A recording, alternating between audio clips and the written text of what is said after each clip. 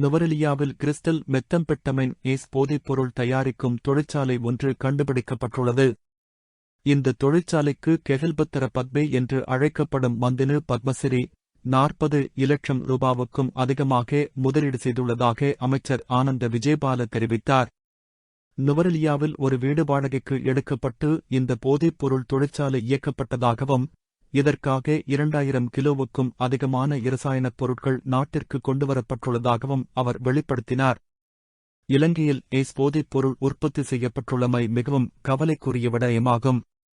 தற்போது நடைபெறும் விசாரணைகளில் மேலும் பல தகவல்கள் வெளியாகி வருகின்றன.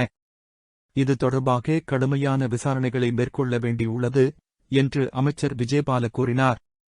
மேலும் இந்த நபர்களுக்கு அரசியல் தொடர்புகள், போலீஸ் அதிகாரிகளுடனான தொடர்புகள் மற்றும் குடிவரவு மற்றும் குடியகல்வு திணைக்கள அதிகாரிகளுடனான தொடர்புகள் மூலம் போலி கடவுச்சீட்டுகள் பெறப்பட்டுள்ளதாகவும் தகவல்கள் கிடைத்துள்ளதாக அவர் தெரிவித்தார்.